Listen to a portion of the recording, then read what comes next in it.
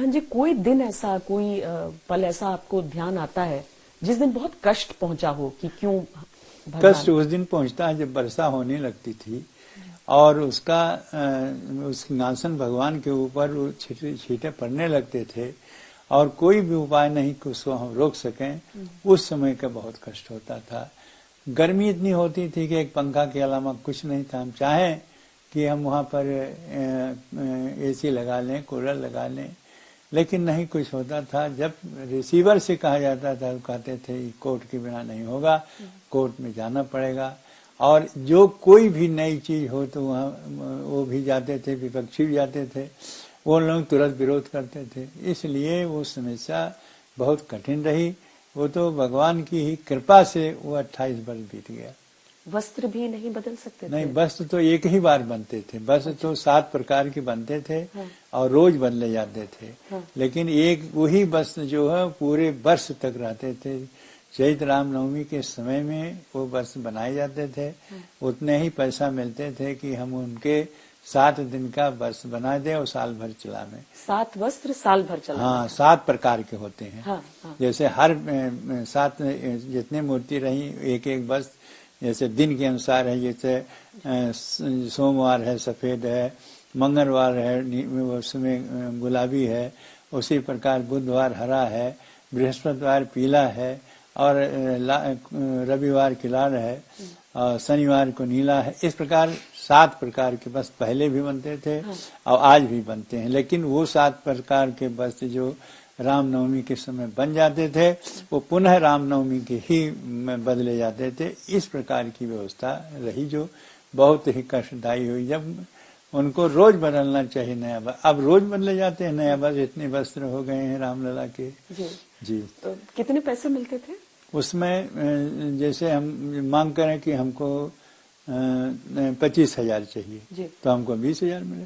अच्छा, जितना मांग करें उतना मिल जाए तभी काम चले। लेकिन ऐसा नहीं मिलता था। बड़े मुश्किल से 28 वर्ष में अंतिम समय में जो रिसीवर थे उन्होंने बढ़ा करके कुल रामलला का 30,000 रुपया किया था 28 वर्ष में। और बीच में बहुत परेशानियां होती थी। उसके बाद क्या क्या खर्च होता था इसमें? खर्च में बहुत है। जैसे पूजा अर्चना में जो कुछ उनके भोग में, उनके श्रृंगार में, उनके चंदन और इत्र और ये सब सारे खर्चा होते थे। कपड़ा भोग सब कुछ मिला के इतना होता था? हाँ, इतना मिलता साल भर के लिए? साल भर के लिए। बीच में जो इत्र उड़ते और चंदन तो मिल जाता था क्योंकि मैं उस समय अध्यापक रहा संस्कृत विद्यालय में। तो जो कमी पड़ती थी कि पूजा अर्चना में न कमी हो, और जब तिरपाल फट जाते थे तभी जाना पड़ता है कोठी। अच्छा, तिरपाल फटने पे भी कोठी को? हाँ, बिना कोट के नहीं बन सकता था। वो पड़ा रहे वैसे कभी कभी चूहे और जो हम स्टेज से उनसे कहने पर तो ऊपर दूसरा तिरपाल छोड़ देते थे। तो इस प्रकार से बचाव होता था। लेकिन जब हवा चलती है, हवा से सिंहासन तक पानी जाता था, उस समय परेशानी होती थी। तो यानी कि हम 20-25 हजार भी समझे तो साल का मतलब हर महीने का मुश्किल से 2,000 से कम ही के करीब आप लोग को मिल पाता था इतने सारी चीज। हाँ, इतने। जहाँ पर कम से कम 40,000 35,000 से कम होना नहीं चाहिए था। और उसमें आधा से कम मिलता था। लेकिन उसकी भी व्यवस्था रामलला की कृपा से होती थी। जब उसको मांग करें कहीं बिना कोर्ट के आदेश से नहीं। और जबकि ऐसा नहीं था, कोर्ट ने पूरा अधिकार इनको दिया था। रिसीवर की जो भी रख रखाव में रामलला की होती है, पुजारियों को होती है, उसको आप पूरा दें। लेकिन पता नहीं क्या था कि वो कोई समस्या न होते हुए समस्या पैदा करते थे रिसीवर ही, और रिसीवर मंडलायुक्त होते थे। अच्छा अच्छा, आपको लगता है राजनीति होती रही काफी? राजनीति का क्या राजनीति है?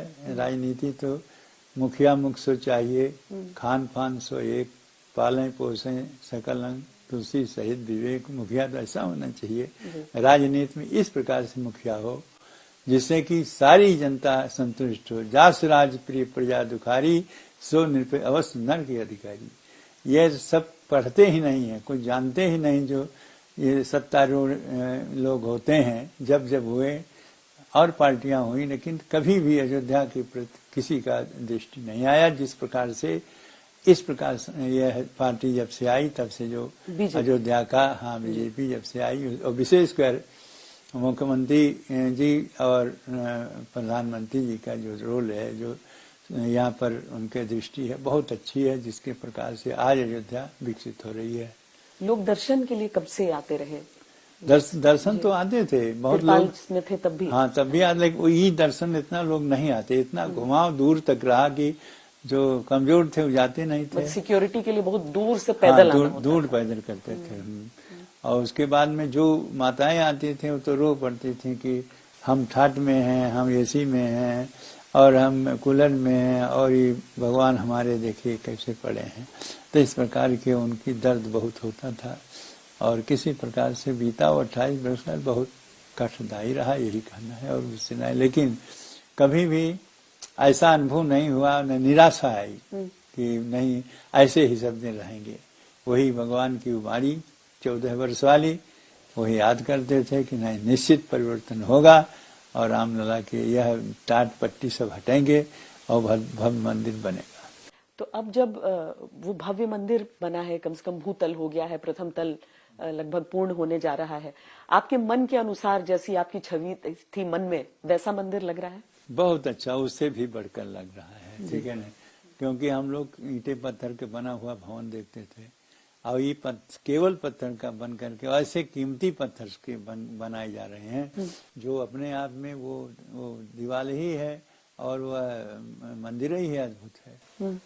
और उसमें भगवान जिस प्रकार विराजमान होंगे वो अद्भुत होगा।